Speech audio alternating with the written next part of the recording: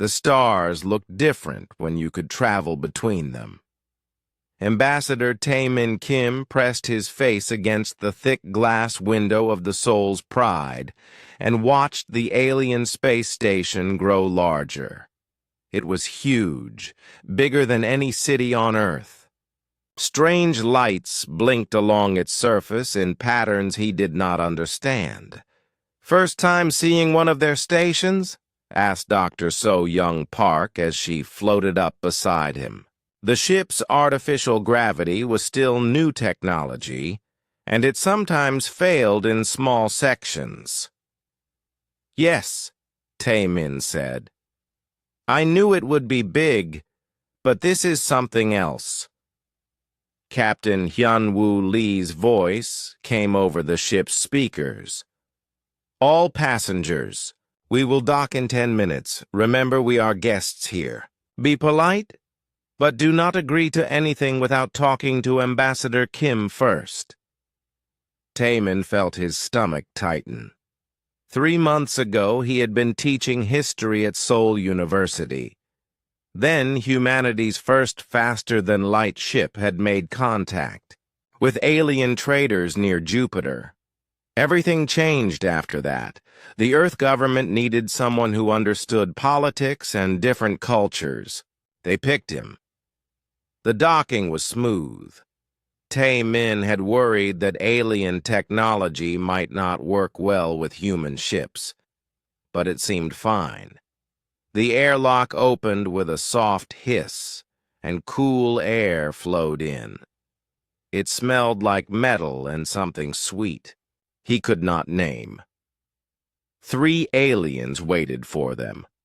Tae-min had seen pictures, but seeing them in person was different. The tallest one had blue skin and 4 arms. Its eyes were large and dark. The second looked more like a human, but its skin was silver and it had no hair. The third was small and covered in what looked like fur. "Welcome," said the tall blue one. Its voice was strange, like it was speaking through water. "I am Counselor Vex Thari of the Veltharian Empire. This is Trade Minister Nexon 5 of the Nexari Collective, and this is Representative Fluick of the Toron Federation." Tae-min stepped forward and bowed slightly. "I am Ambassador Tae-min Kim of Earth. This is Dr. So-Young Park, our science advisor, and Captain Hyun-Woo Lee." "Come," said Vex Thari. "The Supreme Council wishes to meet you." They walked through corridors that were too tall for humans. The walls showed moving pictures of alien worlds and space battles. Dr. Park kept stopping to look at things, until Captain Lee gently pulled her along. "How many species are in your assembly?" Tae-min asked as they walked. 847, said Nexon 5. Its voice sounded like a computer. "We have been together for 12,000 of your years." "That is a long time," said So-Young. "Indeed," said Vex Thari. "We have learned much about keeping peace between different peoples." The meeting room was enormous. Hundreds of aliens sat in circles around a central area. Some looked almost human. Others were so strange that Tae-min could not tell which end was their head. The noise was incredible. Thousands of different voices speaking in languages he had never heard. "Silence!" called a voice that seemed to come from everywhere. "The humans will speak!" The room became quiet. Tae-min felt hundreds of alien eyes looking at him. His mouth was dry, but he stepped forward. "People of the Galactic Assembly," he began. "We come from Earth with friendship in our hearts. We are young compared to you, but we learn quickly. We hope to join you and learn from your wisdom. Some aliens made sounds that might have been approval. Others did not move at all. An alien that looked like a giant insect clicked forward. How long have your people had space travel? We reached our moon 57 years ago, Taemin said. We achieved faster-than-light travel 3 months ago. The insect alien's head moved in what might have been surprise. So fast. Most species take thousands of years to develop such technology. Humans are quick learners, said Dr. Park. Another alien, this one with too many tentacles, spoke up. What do you offer the assembly? What can you give us that we do not already have? Captain Lee stepped forward. Our people are good at solving problems. We have new ideas about material science, quantum computing, and energy storage.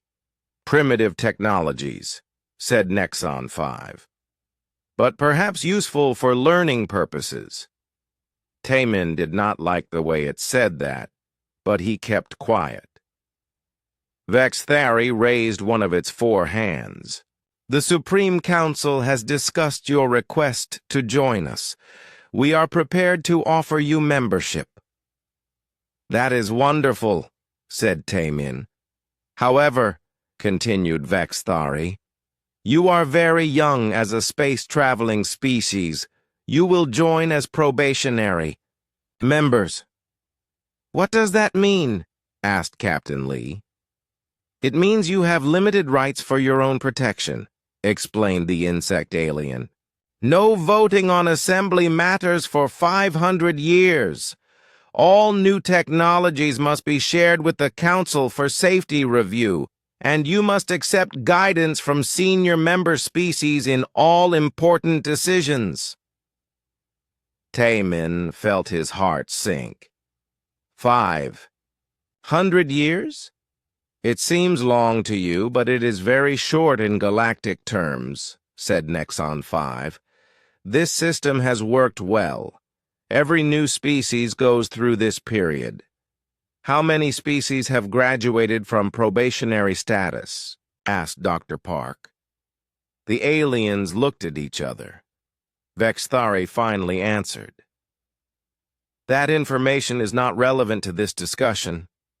Captain Lee's hand moved toward his weapon, but Taemin caught his eye and shook his head slightly. We understand.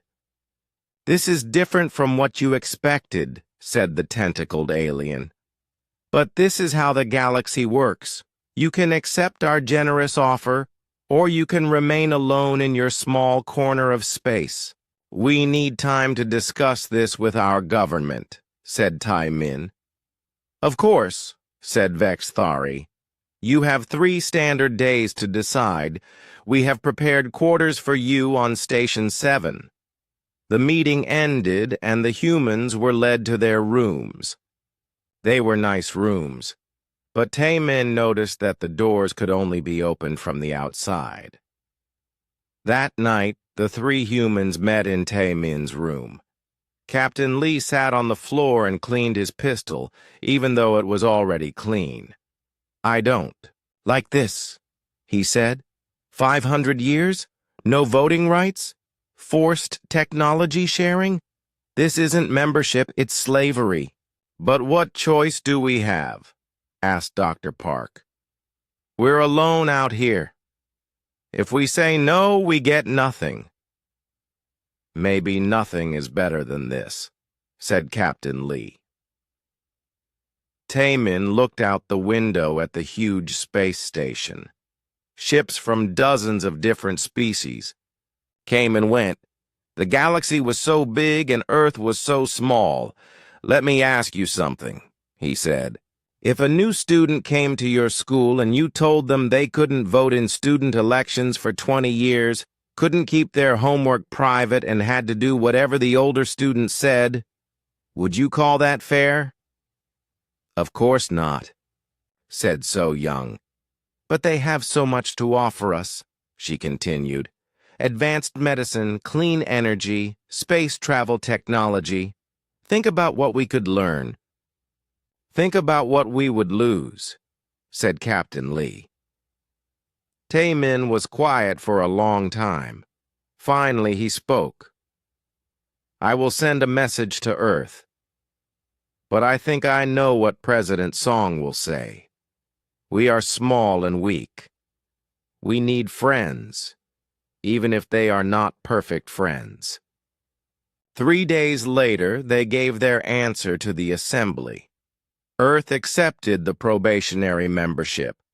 As they signed the agreement, Taemin noticed that Vex Thari was smiling. It was not a kind smile. The soul's pride left the station carrying new technology and new hope. But Captain Lee kept watching the scanner screens, and Dr. Park kept asking questions that no one wanted to answer. The galaxy was big, and humanity had just made their first real mistake in it. 3 years had passed since Earth joined the Galactic Assembly, and Counselor Ji-Hoon Choi was getting tired of being ignored. He sat in the back row of the assembly chamber, watching as the senior members discussed trade routes that humans were not allowed to use. His voice meant nothing here. When he tried to speak, the other counselors would look at their data pads or start private conversations. The motion passes, announced Vex Thari from the high platform. Probationary members may observe but not participate in this discussion. Ji-Hoon's hands made fists on his desk. Every important decision ended the same way. Humans could watch, but they could not help decide anything. Back on Earth, Admiral Soo-Jin Han was having her own problems. She stood in the command center of Luna Base, looking at reports that made her angry. Earth had shared the plans for their new fusion engines 6 months ago. The Assembly had promised to give them better shield technology in return. Still nothing from the Technology Council, reported her aide, Lieutenant Commander Woo-Jin Park. They say our fusion engines are still being reviewed for safety. 6 months to review an engine design? Admiral Han shook her head. My grandmother could review it faster, and she died 10 years ago. There's more, Admiral, said Woo-Jin. Intelligence reports that the Nexari Collective just started testing fusion engines that look exactly like ours. Admiral Han was quiet for a moment. Then she said words that would have made her mother wash her mouth with soap. Dr. Dong-Hyun Yoon was having similar thoughts in his laboratory on Mars. He was supposed to be working with alien scientists to improve quantum computers. Instead, he spent most of his time explaining human technology to aliens who seemed very interested in taking notes. Dr. Yoon, said his Veltharian partner, Kex Morin. Can you show me again how your quantum processors maintain coherence at room temperature? It was the 4th time this week that Kex Morin had asked the same question. Each time he recorded everything and then disappeared for hours to consult with senior researchers. I'd be happy to, said Dong-Hyun. But first, could you show me those gravitational field generators you mentioned? I've been waiting 3 months to see how they work. Kex Morin's 4 arms moved in what Dong-Hyun had learned meant embarrassment. I'm sorry, but those designs are restricted to senior member species only. Perhaps in a few hundred years. That evening, Dong-Hyun called his old friend So-Young Park, who was now working as Earth's chief science coordinator. They're stealing everything we show them, he told her over the secure communication link. And they give us nothing useful in return. The advanced medical technology they shared is older than antibiotics. The improved computers are slower than what we had 20 years ago. So Young looked tired on the video screen.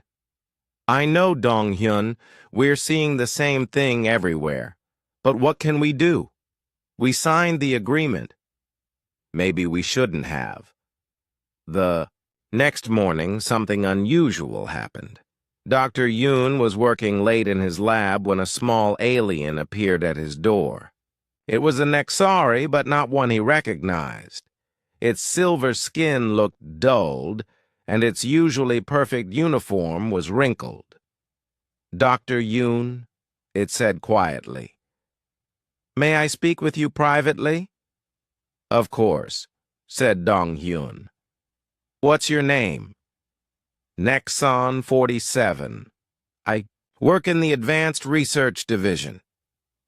The alien looked around nervously. "What I'm about to tell you could get me recycled."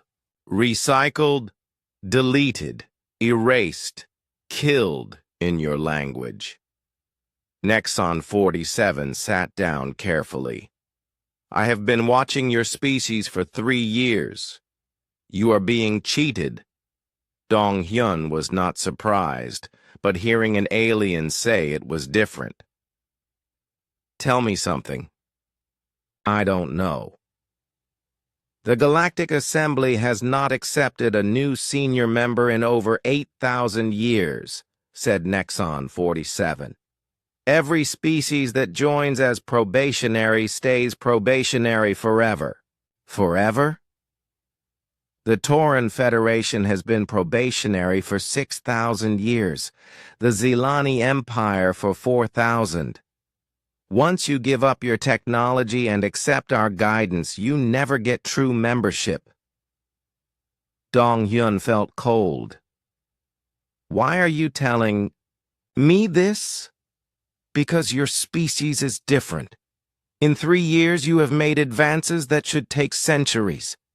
Your quantum computing breakthrough could revolutionize galactic civilization. But the Council will never let you benefit from it.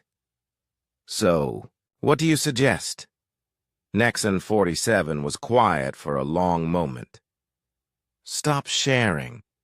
Keep your new discoveries secret, and prepare for what comes next." What comes next? But Nexon 47 was already leaving. "They're watching," it whispered. "Good luck, Dr. Yoon." Word of this conversation reached Earth within days. President Haewon Song called an emergency meeting of the Security Council. "How do we know this alien is telling the truth?" asked General Woo Sung Kang. "Because the evidence supports it," said Admiral Han. She put a holographic display in the center of the table. "Look at the data. Every probationary species follows the same pattern. They join with high technology for their time.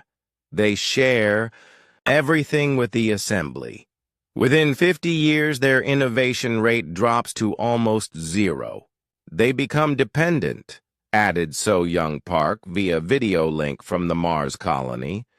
"They stop developing new technology because the assembly provides just enough to keep them happy, but not enough to make them strong." Ambassador Kim, who had been quiet during the meeting, finally spoke. "The question is, what do we do about it?" "We keep sharing technology like good little probationary members," said General Kang sarcastically. "Or," said President Song, "we start keeping some secrets." The decision was made quietly. New research projects would be classified. The most advanced work would happen in hidden facilities. And slowly, carefully, humanity began to develop technologies that the assembly never saw. Meanwhile, back on the Assembly Station, Counselor Choi was making his own discoveries. He had started talking to representatives from other probationary species during mealtimes. Most of them seemed defeated, but a few still had fire in their eyes. "Your people are fortunate," said Representative Kilara of the Toron Federation. She looked almost human, except for her green skin and 3 fingers on each hand. "You still have hope, don't you? We had hope once. 6,000 years ago, we thought membership would bring us equality. Instead, it brought us servitude." "Why don't you leave?" Kilara laughed, but it was not a happy sound. "Leave? And go where? The Assembly controls all the trade routes, all the star maps, all the fuel stations. A species that leaves the Assembly dies alone in space. So you just accept it? What choice do we have?" That night, Ji-hoon sent a long message to Earth. He wrote about the conversations with other probationary species, about the way senior members treated them like children, about the growing evidence that the Assembly was designed to prevent any species from becoming truly equal. On Earth, people read his message and began to understand what they had gotten themselves into. The galaxy was not a community of equals. It was a pyramid, with ancient species at the top and everyone else supporting them. Admiral Han looked at the latest intelligence reports and made a decision that would change everything. She called her most trusted engineers to a secret meeting. "I want you to design something," she told them. "A ship that can travel farther and faster than anything the Assembly has, and I want it done in complete secrecy." "What kind of ship?" asked engineer Yujin Nam. "The kind that can leave this galaxy if we need to," said Admiral Han. "Because I'm starting to think we might." As the 4th year of humanity's membership began, cracks were starting to show. Human scientists worked in hidden laboratories. Human diplomats asked uncomfortable questions. And human military officers planned for possibilities that no one wanted to discuss out loud. The Assembly had thought they were getting another probationary species to exploit. Instead, they had invited something new into their ancient system, something that did not like cages, even golden ones, something that might just decide to break free. The emergency alarm had been ringing for 6 hours straight. In the Assembly's Supreme Council chamber, panic filled the air like smoke. On the giant display screen, thousands of red dots moved toward the galaxy's populated systems like a plague of metal locusts. "How many ships?" asked Vexthari, its blue skin now pale with fear. "Current count is over 2 million vessels," reported Intelligence Director Korth 5. "But they appear to be building more as they advance." General Woo-sung Kang stood at the back of the chamber with the other probationary species representatives. Even in this crisis, they were not allowed to sit with the senior members. He watched the aliens argue and felt sick to his stomach. "What are these things?" demanded Chancellor Zervex of the Morlanian hegemony. "We call them devourers," said Korth 5. "They consume raw materials to build copies of themselves. Our deep space sensors first detected them 3 months ago at the galaxy's edge. They have already consumed 17 star systems." The chamber erupted in frightened voices. Some aliens were shouting in languages that the translation computers could not handle. Others sat in stunned silence. "Order!" called Vexthari. "We must remain calm and use our superior technology to solve this problem." Admiral Sujin Han, who was attending as Earth's military observer, almost laughed out loud. Superior technology? The Assembly had been using the same basic weapons and ship designs for thousands of years. They had grown fat and lazy on stolen innovations. "What does our military analysis say?" asked Nexon Prime, leader of the Nexari Collective. Defense Coordinator Thekvos activated a tactical display. "Our conventional weapons have limited effect on their adaptive armor. Each devourer we destroy shares its death experience with the others, making them harder to kill. Our fleet losses are running at 30% per engagement." 30%? General Kang could not stay quiet anymore. "With those losses, your entire fleet will be gone in 6 months. The senior members turned to glare at him. "Probationary species will observe in silence," said Vexthari coldly. "While you discuss observation protocols, these machines are eating the galaxy," said Admiral Han, standing up beside General Kang. "You forget your place, human," said Chancellor Zervex. "No," said Admiral Han, "I think we know exactly where our place is. And it's not in the back row while you idiots debate protocol during an extinction event." The chamber fell silent. No one had ever spoken to the senior members like that. Ambassador Taemin Kim, now Earth's senior representative, walked down to the center of the chamber. "If I may speak?" "You may not," said Vexthari. "I'm going to anyway," said Taemin. "Earth's scientists have been studying the Devourer technology. We have a possible solution." "Impossible," said Nexon Prime. "Human technology is primitive compared to ours." "Really?"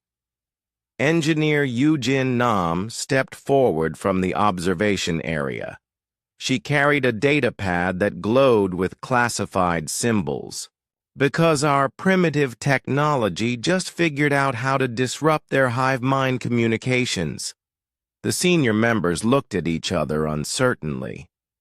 Finally, Thekvos spoke. "Explain this technology." "It's called quantum cascade disruption," said Yujin. "We fire specially tuned quantum particles at their communication networks. It creates a feedback loop that shuts down their collective intelligence." "Impossible," said Korth 5. "We tried quantum weapons. They don't work." "You tried quantum weapons from 8,000 years ago," said Yujin. "We developed this technology 3 months ago." "Show us the specifications," demanded Nexon Prime. Admiral Han and General Kang looked at each other. This was the moment they had been preparing for. "No," said Admiral Han simply. The word hit the chamber like a bomb blast. For several seconds, no one moved. "What did you say?" asked Vexthari. "She said no," repeated General Kang. "As in, we refuse." "You cannot refuse," shouted Chancellor Zervex. "The probationary agreements require full technology sharing." "The probationary agreements are void during military emergencies," said Taemin, reading from his own datapad. "Section 847, subsection C. I assume you remember writing that law?" The senior members had clearly forgotten that clause. They had never expected a probationary species to invoke it. Besides, added Dr. So Young Park, who had arrived with the Earth delegation, Why would we share technology with people who have spent 4 years stealing from us? We do not steal, said Vex Thari. We guide and protect. You guide us right into giving you everything we invent, said Admiral Han. Then you patent our ideas under your own names and sell them back to us at a profit. That is a serious accusation, said Nexon Prime. It's a serious fact, said General Kang. We have documentation going back 3 years. The Nexari Collective now holds patents on 17 human innovations, including our fusion engine design. The chamber erupted again. This time, some of the probationary species representatives were cheering. Enough! Roared Vex Thari. Humans will surrender their quantum disruption technology immediately or face expulsion from the assembly. And trade sanctions, added Chancellor Cervex. And military action if necessary, said Thek Voss. The human delegation stood together in the center of the chamber. Around them, hundreds of aliens waited for their response. President Haiwan Song's voice came clearly over the communication system. She was speaking from Earth, but her words reached every corner of the galaxy. People of the Galactic Assembly, she said. For 4 years, we have tried to be good members of your community. We shared our technology freely. We accepted your guidance. We followed your rules. The chamber was completely quiet now. In return, you stole our innovations. You ignored our suggestions. You treated us like children who needed constant supervision. And now, when we offer a solution to save all our lives, you demand that we give it away for free while threatening us with punishment. Vex Thari tried to interrupt, but President Song continued. The Earth Coalition hereby gives the Galactic Assembly 72 hours to reform its membership policies. All species must have equal voting rights. All technology sharing must be voluntary and reciprocal. All patents based on stolen innovations must be returned to their creators. And if we refuse, asked Nexon Prime, then humanity will withdraw from the assembly completely.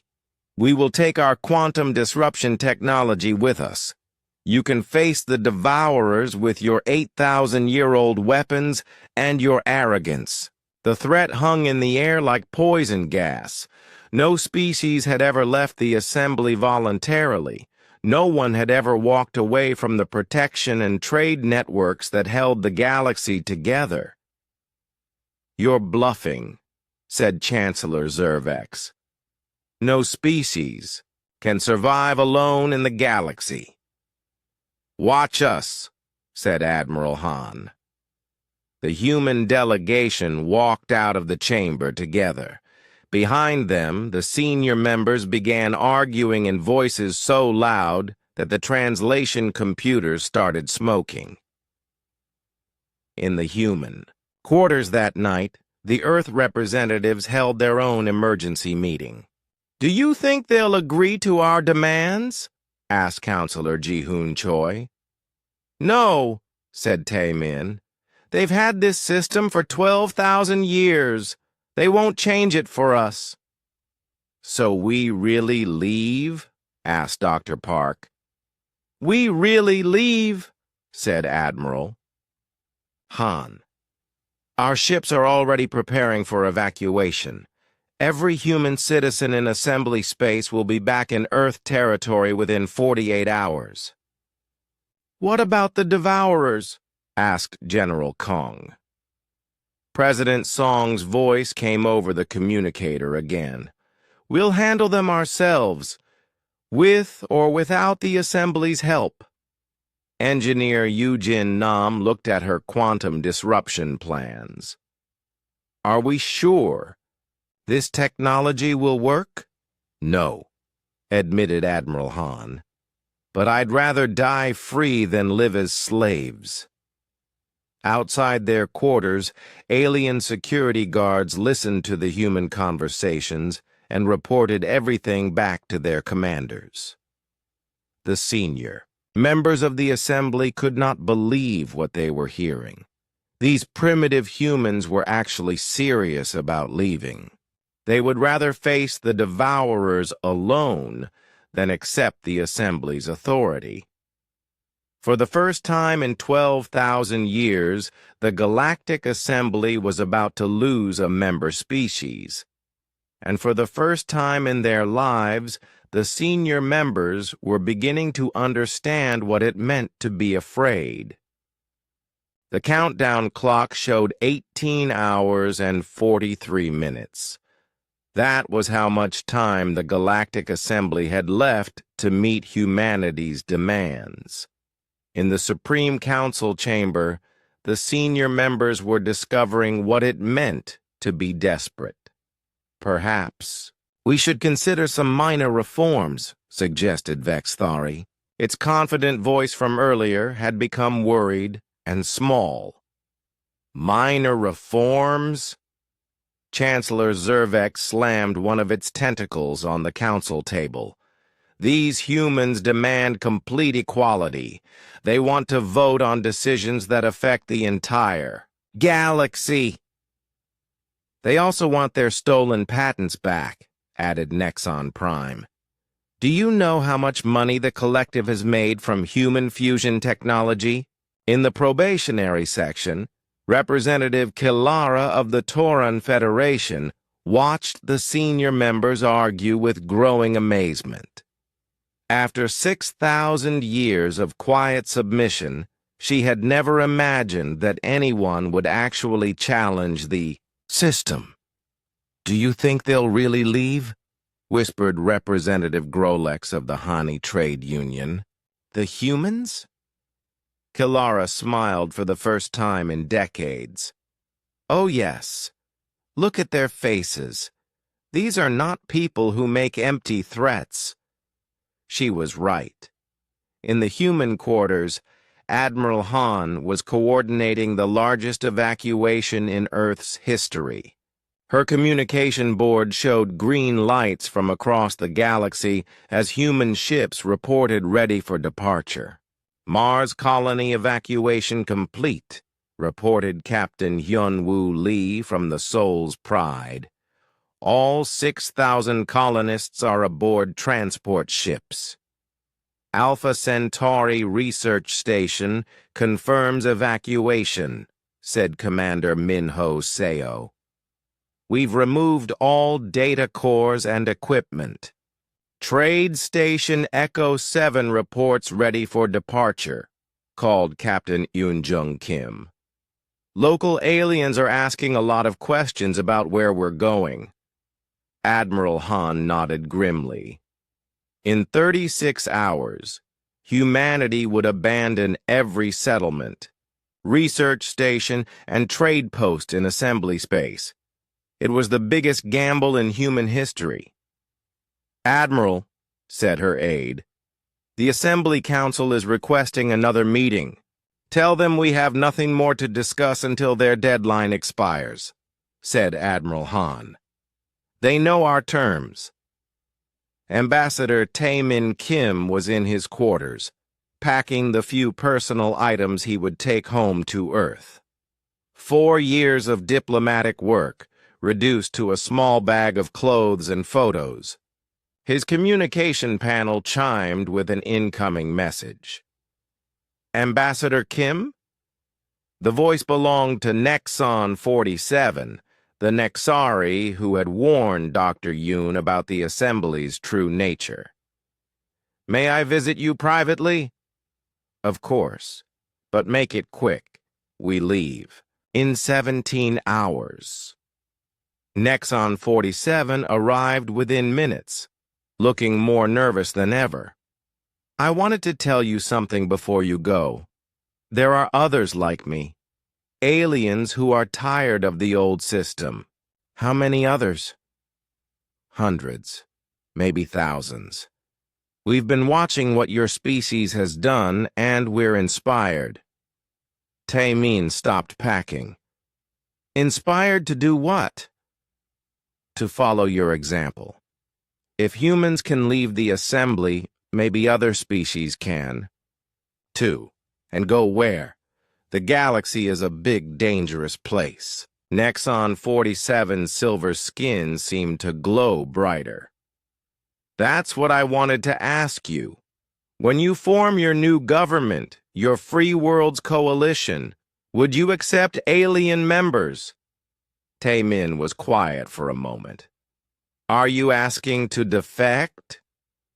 I'm asking if there's hope for a better way to live. The Assembly has ruled the galaxy for so long that most people have forgotten there could be alternatives.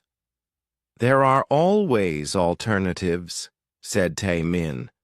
The question is whether people are brave enough to choose them. After Nexon 47 left, Taemin sent a message to President Song on Earth. Within hours, the human government had made a new announcement that shocked the galaxy. The Free Worlds Coalition extends membership to any species that believes in equality, voluntary cooperation, and shared progress. President Song's voice carried across 1,000 star systems. We will not accept probationary members. We will not steal technology. We will not impose guidance on unwilling partners. All members have equal rights from day one. The response was immediate. Within 6 hours, 17 different species had sent secret messages asking for more information.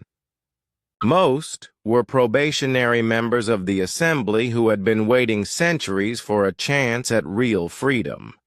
The senior Assembly members watched these developments with growing panic.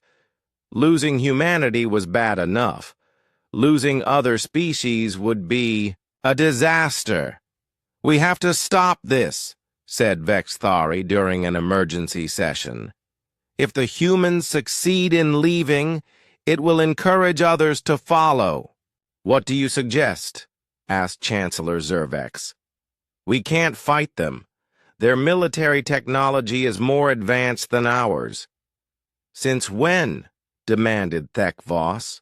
Since they stopped sharing it with us 3 years ago, said Nexon Prime quietly. Our intelligence reports show that human ships now use weapons and defenses we don't understand. It was true.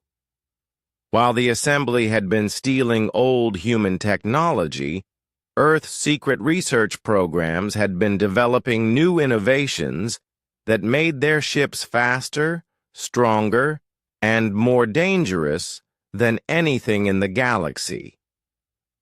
Then we negotiate, said Vexthari. Offer them partial reforms, senior membership in 50 years instead of 500.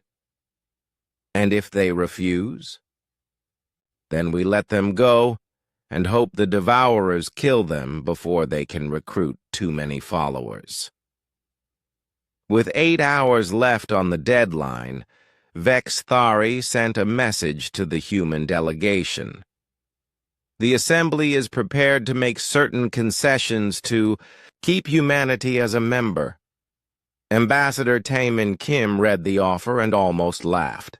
Senior membership in 50 years. Limited voting rights on non-essential matters, technology sharing reduced to voluntary consultation. It was the same cage with slightly larger bars. Tell them no, said Admiral Han when she heard the offer. You buy. Don't want to hear the details? I don't need to. Any offer that starts with concessions instead of equality is not worth considering. The final hour was chaos. Assembly security forces moved to block human ships from leaving, but discovered that the humans had been planning for this possibility. Every Earth vessel was equipped with new defensive systems that made them nearly impossible to stop. "Hull, breach on Deck 7, called the damage control officer aboard the assembly patrol ship, Thunder of Vengeance. "Human ship Soul's Pride is using some kind of particle beam weapon." "Pursue them," ordered the ship's captain. "Sir, they just jumped to hyperspace. Our sensors can't track their new drive signature. One by one, human ships vanished from assembly space. Some went to Earth. Others headed for empty star systems where humanity would build new colonies free from alien interference." The deadline expired at exactly 1200 hours, Galactic Standard Time. Ambassador Tae-min Kim stood before the Supreme. "Council one last time to deliver humanity's final message. 4 years ago we came to you seeking partnership and friendship. We offered our best innovations and our willingness to learn. In return, you gave us exploitation and condescension." The chamber was silent except for the quiet humming of the life support systems. Today, humanity chooses freedom over security, dignity over comfort, and hope over fear. "We are leaving your assembly not in anger, but in sadness that you could not see the potential for something better." Tae-min placed a small device on the speaking platform. "This contains the complete technical specifications for quantum cascade disruption technology, our gift to the galaxy, given freely without conditions or demands for payment." He turned to go, then stopped and looked back at the senior members one more time. "When you finally defeat the Devourers, and you will, because they're not as smart as they think they are, remember this moment. Remember that you had a chance to build something new and chose to keep something old instead." The human delegation walked out of the assembly chamber for the last time. Behind them, 846 alien species watched in stunned silence as the most interesting thing to happen in 12,000 years disappeared into the vast darkness of space. Humanity was free. And for the first time since the assembly was formed, change was coming to the galaxy. 6 months after humanity left the assembly, the galaxy was learning new lessons about independence and survival. Commander Min-ho Seo stood on the bridge of the destroyer New Soul, watching his tactical display show something that would have been impossible under assembly command. A human fleet working with alien allies as equals. "Devourer swarm detected," reported his tactical officer. "Bearing 27 Mark IV, estimated count 15,000 ships." "Signal the fleet," said Min-ho. "All ships, execute pattern Delta." Around him, 60 ships moved in perfect coordination. Half were human vessels with their new quantum weapons. The others belonged to species that had joined the Free Worlds Coalition. Former assembly probationary members who had finally found a government that treated them as partners instead of children. "Tauran ships are in position," reported Lieutenant Ye-jin Cho from the communications station. "Hani vessels confirm ready. Zilani squadrons report weapons armed." Min-ho smiled. 3 months ago, these same species had been forbidden from making military decisions in the assembly. Now they were fighting alongside humans in the most effective anti-devourer force the galaxy had ever seen. "Fire," he ordered. The quantum cascade weapons lit up space like artificial stars. Each beam found its target and sent disruption signals racing through the devourer hive mind. The machine swarm, which had been moving in perfect formation, suddenly began flying in random directions as their collective intelligence shattered. "Direct hits on all primary targets," reported Ye Jin. "Devourer communications are down across the entire swarm. Excellent. Signal all ships. Begin cleanup operations." What followed was barely a battle. Without their hive mind coordination, the Devourers were just individual machines with no overall strategy. The free world's fleet destroyed them systematically and efficiently. "Total enemy casualties, 15,000 ships destroyed," announced the tactical officer. "Our casualties, none." Meanwhile, in assembly space, things were not going as well. The senior members had tried to use humanity's quantum disruption technology, but they couldn't make it work properly. Their scientists were used to stealing completed innovations, not understanding the principles behind them. "Another fleet lost at the Zarion system," reported Defense Coordinator Thek Voss to the Emergency Council session. "Admiral Kexvorth's entire battle group was destroyed. That's our fourth major defeat this month." Vex Thari's blue skin had grown even paler over the past months. The stress of losing the war was taking its toll on all the senior members. "How many ships do we have left?" "Approximately 40% of our original fleet strength," said Thek Voss. "At current loss rates, we'll be down to 20% within 3 months." "What about the human technology?" asked Chancellor Zervax. "Can't our engineers make it work?"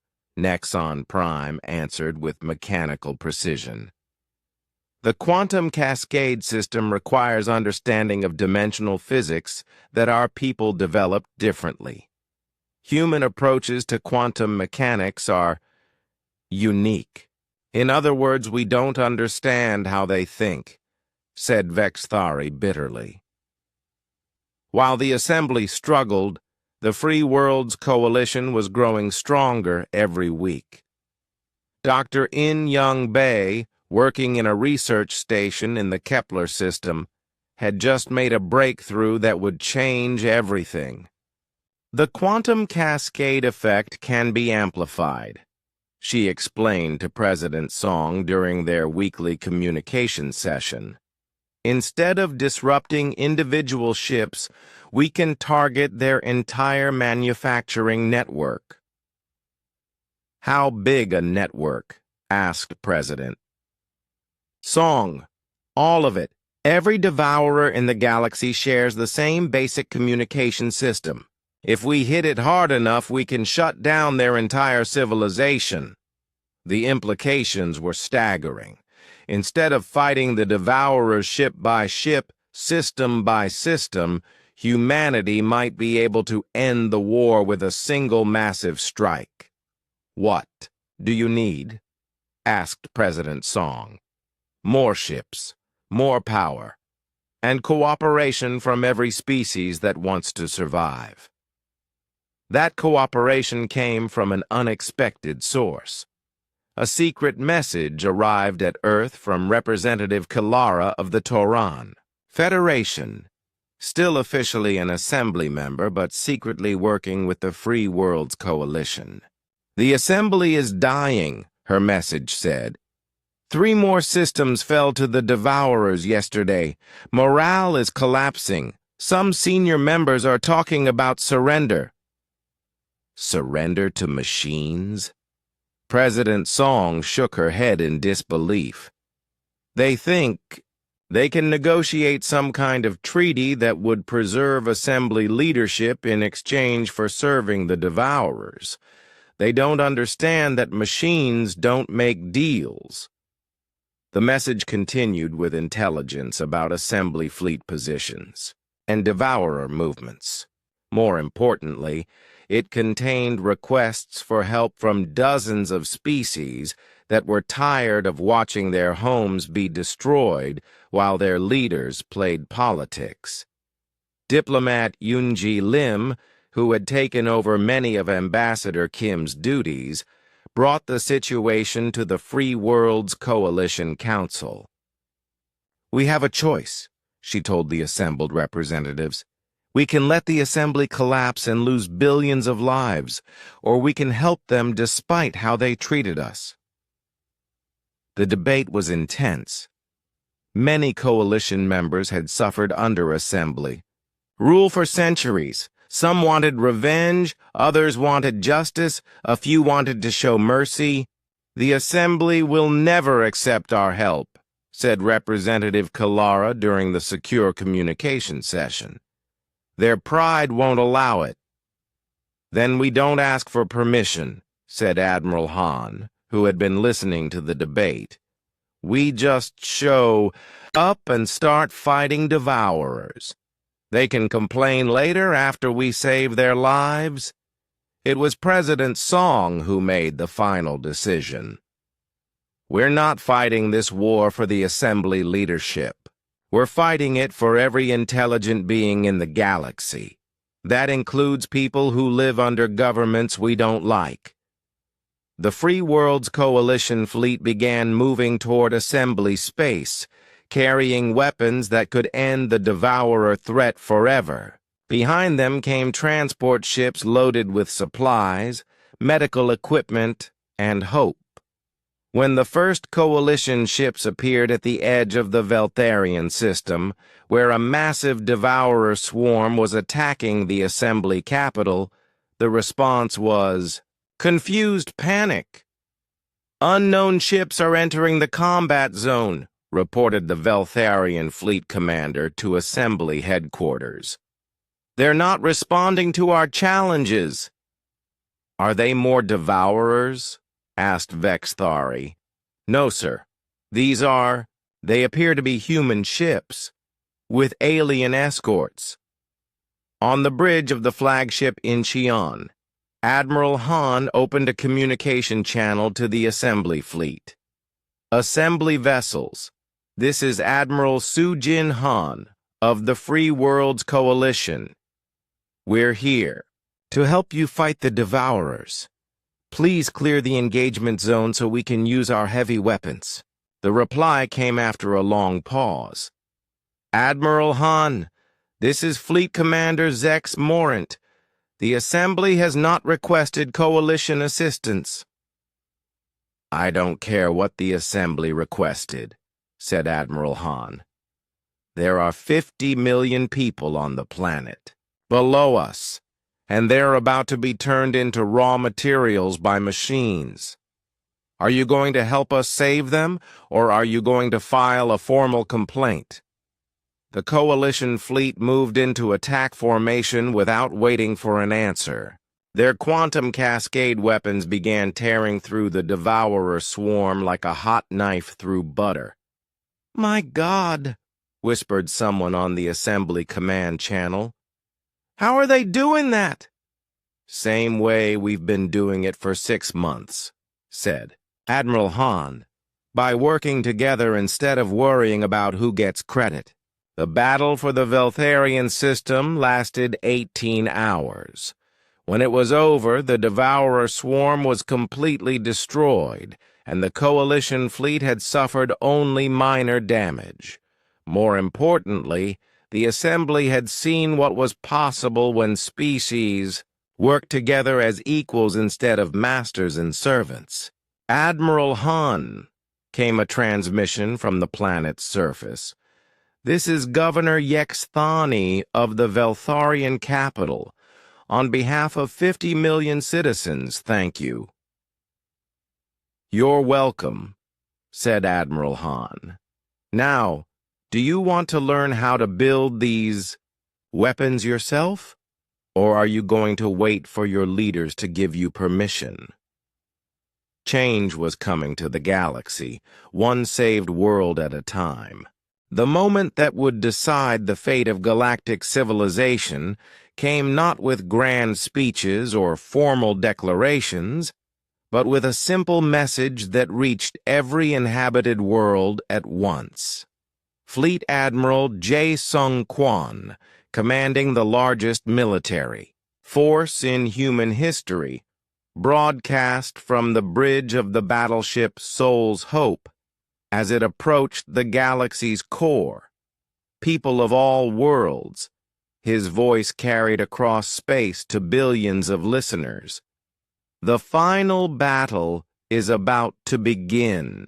Behind him, the combined Free Worlds Coalition fleet stretched as far as sensors could reach.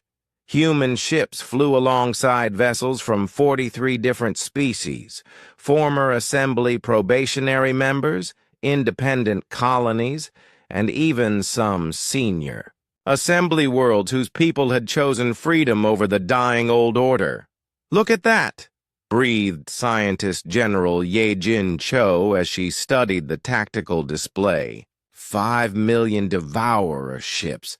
They've gathered their entire force around the Galactic Core manufacturing complex. "That's where we need to hit them," said Dr. In-young Bae from her position at the science station. "The quantum cascade weapon is ready, but we'll only get one shot. If this fails, there won't be time for a second attempt." The weapon she had designed was unlike anything the galaxy had ever seen. Instead of disrupting individual ships, it would send a massive quantum pulse through the Devourer hive mind network, shutting down every machine consciousness simultaneously. But it required the combined power of every ship in the Coalition fleet, working in perfect harmony. "No pressure," muttered engineer Yu-Jin Nam as she made final adjustments to the weapon systems. In the old assembly space, the remaining senior members watched the approaching battle with mixed feelings. Vex Thari stood in the Supreme Council chamber, which now felt empty with only 200 species left instead of the original 847. "They're really going to try it," said Chancellor Zervex, its tentacles waving nervously. "One weapon to destroy all the Devourers at once. If they succeed, the Coalition will be the most powerful force in the galaxy," said Nexon Prime. "If they fail, we're all dead anyway." "And if they win?" asked Vex Thari. "Then we'll have to live in a galaxy where species actually work together as equals," said Nexon Prime. "I'm not sure our people know how to do that anymore." The battle began when the Devourer fleet detected the approaching Coalition forces. 5 million machine ships moved with perfect coordination, their collective intelligence calculating thousands of attack strategies in seconds. "They're adapting to our previous tactics," reported Captain Hyunwoo Lee from the Soul's Pride. "The quantum disruption attacks that worked before are only having partial effect." "Expected," said Admiral Kwan calmly. "That's why we're not using the old tactics. All ships form the cascade pattern." Across space, thousands of ships moved into a complex formation that looked like a three-dimensional mandala.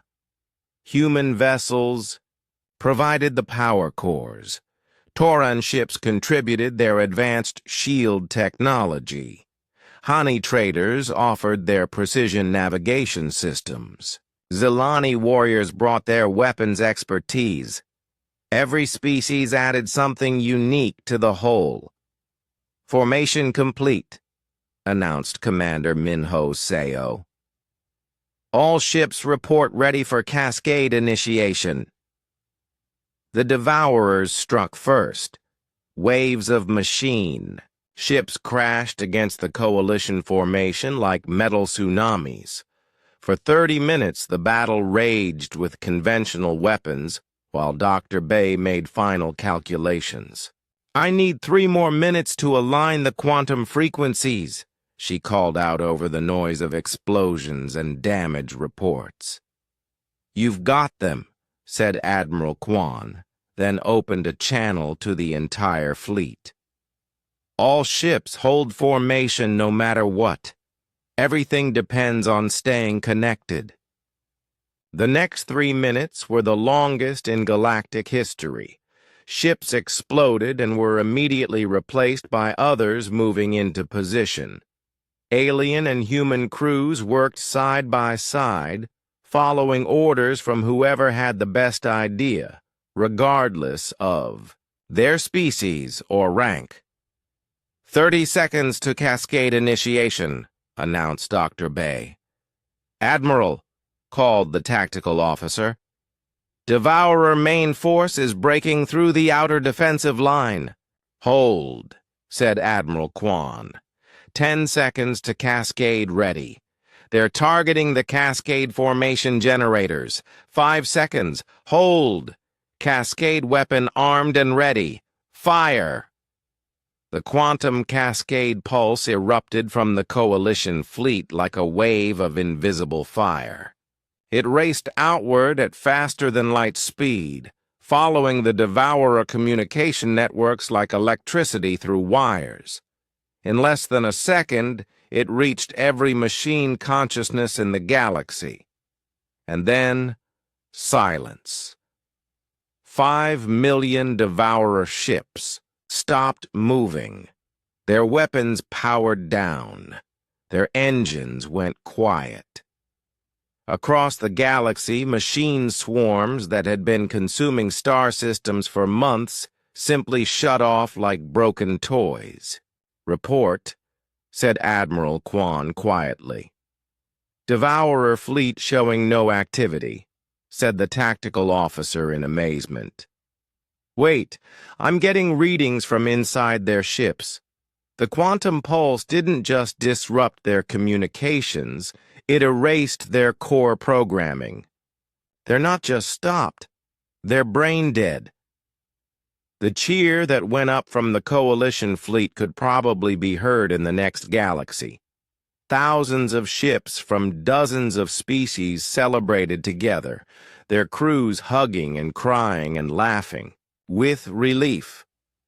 "Admiral," came a transmission from the surface of a nearby world. "This is Governor Kelks Vani of the Xerion colony. Our sensors show the Devourer swarm in orbit has gone completely inactive. Are they really dead?" "They're really dead," confirmed Admiral Kwan. "The threat is over. All of it." Over the following weeks, as coalition ships spread across the galaxy, to confirm that every Devourer was truly inactive, a new reality began to take shape. The old assembly structure had effectively collapsed. Half its member species had joined the Free Worlds Coalition during the war. The others were struggling to maintain order in their territories. President Haewon Song stood before a gathering unlike any in galactic history. Representatives from over 600 species had come to the Kepler system to discuss the future. The meeting was held on a neutral space station built specifically for the occasion, with no special seats for senior members and no restrictions on who could speak. "We gather not as conquerors and conquered," she said, "but as equals who have faced extinction together and survived." The negotiations took 3 months. Some species wanted to recreate the old assembly with minor reforms. Others demanded completely new structures. A few wanted to remain independent entirely. In the end, they created something that had never existed before, a truly voluntary galactic community. The Galactic Union, announced Ambassador Tae-Min Kim, who had been elected as the organization's first Secretary General. "Membership is voluntary. Leaving is allowed at any time. All members have equal voting rights from day one. Technology sharing is encouraged but never mandatory, and no species may impose guidance on another without invitation. The charter was signed by 573 species on the first day. Within a year, that number had grown to over 700 as worlds discovered the benefits of cooperation without coercion. Vexthari, representing the remnants of the old Veltharian Empire, signed the charter with 2 of its 4 hands shaking. "It feels strange," it admitted to Taman afterward, "treating probationary species as equals. There are no probationary species anymore," said Taman gently. "There are just people trying to build something better together." The galaxy learned quickly that the human way of doing things had advantages. Scientific progress accelerated as species shared knowledge freely, instead of hoarding it. Trade flourished when merchants didn't have to pay bribes to senior member bureaucrats.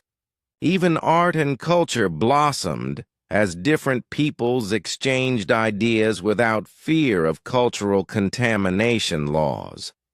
But perhaps the most important change was psychological. For the first time in 12,000 years, species could hope for advancement, instead of accepting permanent subordination. "You were right," Nexon 47 told Dr. So Young Park during a scientific conference on Mars. "There were alternatives to the old system. We just had to be brave enough to try them." "Humanity didn't save the galaxy alone," said Dr. Park.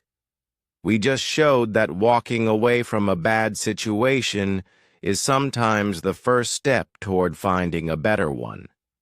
5 years after humanity's exodus from the Assembly, Secretary General Kim stood in his office looking out at Earth's new capital city. Ships from hundreds of worlds came and went freely. Alien students studied in human universities while human. Researchers worked in laboratories across the galaxy.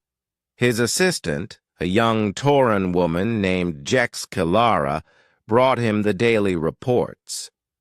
"The Nexari Collective wants to join the technology sharing initiative," she said. "The Hani Trade Union is proposing new shipping routes through the former Devourer territories, and the Zelani Empire is asking for help establishing their first democratic elections. Good news all around," said Kim. "There's one more thing," said Jex Kilara with a smile. "A message from the Outer Rim territories. 3 new species have achieved faster-than-light travel. They want to know if they can join the Union as full members immediately." "Of course they can," said Kim without hesitation. "That's what we're here for." As he approved the applications, Kim remembered the day humanity had walked away from the Assembly. At the time, it had seemed like the end of their galactic dreams. Instead, it had been the beginning of something better than they had ever imagined.